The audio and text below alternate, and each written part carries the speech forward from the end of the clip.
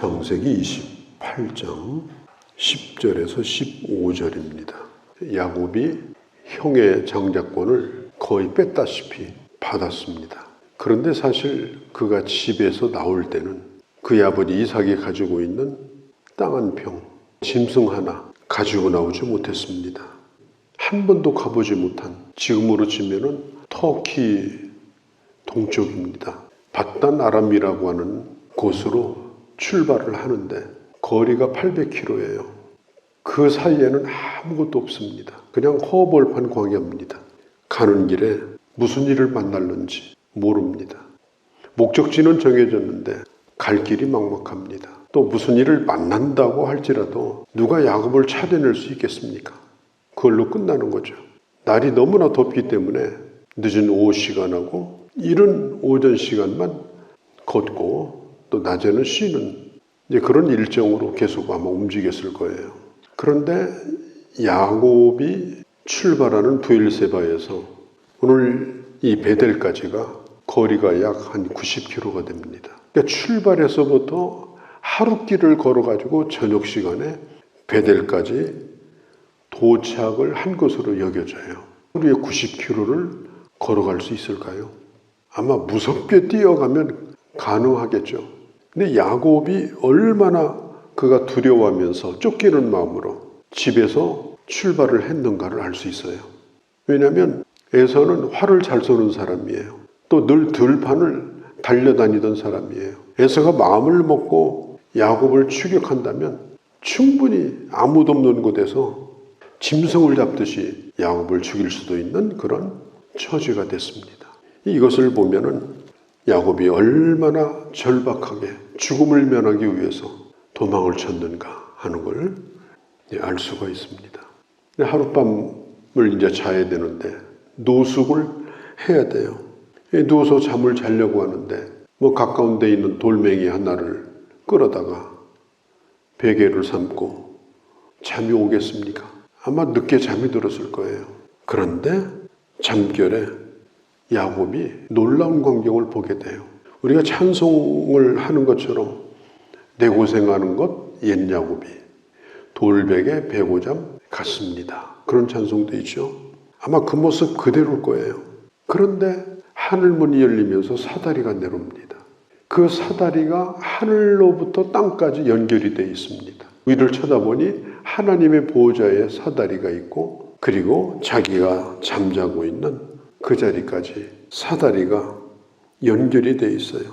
더 자세히 보니까 천사들이 올라가고 또 부지런히 내려가고 그러고 있습니다.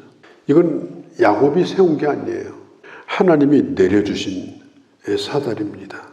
무한한 하나님의 세계 그리고 유한한 인간의 세계가 연결이 되는 또 거룩하신 하나님과 죄인이 연결이 되는 인간의 죽음과 영원한 세계가 연결이 되는 그런 사다리입니다. 특별히 이 사다리는 바로 예수님이에요. 예수님은 땅에서 솟아난 분이 아니고 하늘에서 내려오신 분입니다. 그리고 우리에게 내려오셨어요. 그리고 우리와 하나님 사이에 사닥다리가 되신 거예요. 그리고 지금도 예수님은 우리를 위해서 증보기도를 하고 계신 그런 분이십니다. 야곱이 집을 떠나서 광야에서 이 하나님을 만나요. 사람들 만나느라고 바쁘고 일 때문에 바쁘고 머리도 복잡하고 여유가 없고 이럴 때는 하나님이 없어요. 외로울 때, 앞길이 보이지 않을 때, 정말 절망할 때, 오직 하나님만 붙들고 있을 때, 그때가 바로 하나님을 만나는 때입니다. 우리가 보험성가 가운데 앞길이 캄캄할 때 기도 잊지 마세요. 우리가 앞길이 캄캄할 때 우리가 하나님 앞에 엎드리면 그때 비로소 하늘이 열리는 거예요. 정말 오래전입니다. 안요한 목사님이라고 낮은 대로 임하소서라는 자서전적인 책도 썼고 또 영어도 나왔어요. 낮은 대로 임하소서. 아버지가 목사님이에요. 그런데 그는 하나님을 만나지 못하고 믿지도 않았어요. 그렇게 하다가 중간에 실명을 합니다. 육신의 눈이 멀어버린 거예요. 거기다가 하나님도 만난 적이 없어요. 얼마나 절망입니까? 아무것도 보이지 않는 거예요. 소망이 없어요. 그렇게 하다가 그가 주님을 만나게 됩니다. 맹인들을 섬기는 그런 사역을 하게 되죠. 그 영화 주제가 가운데 보면 그 윤복희 씨가 그 주제가를 불렀는데 그 내용이 그렇습니다. 주님의 사랑이 있으면 난 외롭지 않네. 그리고 두렵지 않네. 그는 나를 버리지 아니하고 그는 나를 떠나지 아니하리. 히브리서 13장에 나와 있는 말씀입니다. 육신의 눈이 완전히 어두워지고 절망 가운데 있을 때 하나님을 만나. 주님이 나를 떠나지 않는구나. 주님이 나를 버린 것이 아니구나. 이 야곱도 마찬가지예요.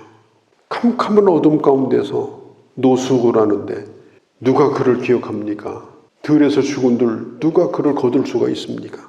완전한 절망입니다. 그런데 그때 하늘문이 열린 거예요. 13절에 보니까 본즉 자세히 보았습니다. 이삭의 하나님, 너의 누운 땅을 내가 너에게 줄 것이다. 내 자손이 하늘의 티끌처럼 동서남북에 퍼져나갈 것이다. 땅의 모든 족속이 내 자손으로 인하여 복을 받을 것이다. 세 가지 약속을 하죠. 첫째는 땅을 줄 것이다. 둘째는 자손으로 말미암아 민족을 이룰 거다. 그리고 세 번째는 돌아오게 할 거다. 이 약속을 이루기까지 내가 너를 떠나지 않을 것이다. 하나님의 약속이 이루어질 때까지 내가 너를 떠나지 않을 것이다. 하나님이 그날 밤에 야곱을 겁주려고 찾아온 것이 아니에요. 야, 너 도망가면 어디까지 도망가냐? 내가 모를 줄 알았느냐? 그리고 책망하려고 찾아오신 것이 아닙니다. 야곱이 원하지도 않았는데, 바라지도 않았는데 그때 찾아오셔가지고 그 예수님의 제자들도 예수님 십자가 달려 죽으시니까 다 도망갔어요. 뿔뿔이 흩어졌습니다. 아무도 예수님 곁에 없었어요. 혼자 죽으시고 혼자 부활하셨어요. 그래가지고 제자들을 다 주님이 다시 불러 모으셨습니다. 마태복음 28장에 보면은 주님이 그 눈앞에 있는 걸 보고도 의심했다고 그랬어요. 불러 모아놨는데도 주님이 지금 눈앞에 계신데도 의심하고 있었다고 그랬어요. 그런데 그 제자들에게 주님이 하신 말씀이 뭐예요? 왜 의심하고 있느냐? 왜 믿음이 없느냐? 앞에 있는데도 안 믿을 거냐? 책망하지 않으시고 뭐라고 말씀하셨어요? 볼지어다 내가 세상 끝날까지 너와 함께 할 거다. 두려워하고 있는 제자들에게 하신 말씀이 뭐예요? 세상 끝날까지 내가 너와 함께 할 것이다. 그리고 주님이 그 제자들을 성령을 보내주시고 그들을 사용하신 것입니다. 야곱은 그가 아버지하고 함께 있을 때 야곱이 믿는 하나님은 어떤 하나님이냐? 그의 조상의 하나님, 그리고 그 땅을 지키는 땅의 수호자 하나님. 야곱은 그 할아버지가 믿은 하나님, 이삭의 하나님을 믿었어요. 그런데 자기는 만난 적이 없어요. 그렇다고 옛날 얘기로 들은 거죠. 또 한 가지는 야곱이 믿는 하나님은 그 땅의 하나님이에요. 그때 당시 이 중동 지방은 그 땅마다 다 그 땅을 지키는 토착신이 있었습니다.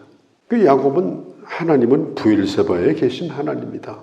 그렇게 믿고 있었거든요. 야곱이 지금 그의 아버지도 떠났죠. 그가 살던 땅도 떠났죠. 그건 뭘 뜻해요? 야곱으로서는 이제는 하나님도 떠난 거예요. 이제 자기는 하나님하고 상관이 없어요. 하나님은 에서하고 함께 있고 자기는 집을 떠나는 순간 아무것도 없는 그런 사람이라고 생각을 한 거예요. 그런데 16절에 보니까 야곱이 아주 중요한 얘기를 해요. 여호와께서 과연 여기 계시거늘 내가 알지 못했다. 나는 우리 아버지의 하나님인 줄 알았다. 내 하나님은 나는 믿지 않았다. 나는 부엘세바에만 있는 하나님인 줄 알았다. 떠나면 하나님도 그냥 떠나는 줄 알았더니 하나님이 바로 여기 계셨도다. 이게 야곱이 발견한 놀라운 사실입니다. 하나님이 여기 계셨도다. 그러면 야곱이 있던 그 자리가 옛날 이름이 루스라는 곳인데 자기가 있는 곳에 하나님이 함께 하셨던 걸 야곱이 깨달은 거예요. 그래서 그곳의 이름을 베델이라고 지었어요. 바이트 엘, 이 바이트라는 말은 집이라는 뜻이에요. 엘이라는 말은 하나님. 여기가 바로 하나님의 집이다. 그리고 자기가 피우고자 하던 돌멩이, 베개 삼았으니까 주먹만한 돌멩이겠죠. 그걸 앞에다 놓고 어머니가 쌓아준 기름이 아마 한 병 있었던 것 같아요. 그 기름을 갖다가 거기다 붓고 눈 감고 생각해 보면 소꿉장난이죠. 그렇게 초라해 보일지라도 중요한 건 뭐냐? 하나님은 여기에 계신다. 하나님은 나와 함께 하신다. 여기만 베델일 뿐 아니라 내가 가는 곳 어디든지 하나님은 나와 함께 하신다. 그 사실을 이 야곱이 깨달은 거예요. 이게 놀라운 사실입니다. 신성한 장소가 따로 있는 게 아니에요. 내가 있는 곳이 하나님이 함께하는 곳이에요. 거친들도 궁궐도 초막도 어디든지 하나님이 함께하시는 베델이다. 시편 139편 7절에서 10절에 보면은 그런 말씀이 있죠. 우리가 주님을 피해서 어디로 가겠습니까? 주의 얼굴을 떠나서 어디로 도망을 치겠습니까? 해가 뜨는 곳에도 주님이 계시고 지는 곳에도 주님이 계시고 땅에도 주님이 계시고 저 하늘 위에도 주님이 계십니다. 어디든지 주님이 거기에 있고 주님이 나를 만나십니다.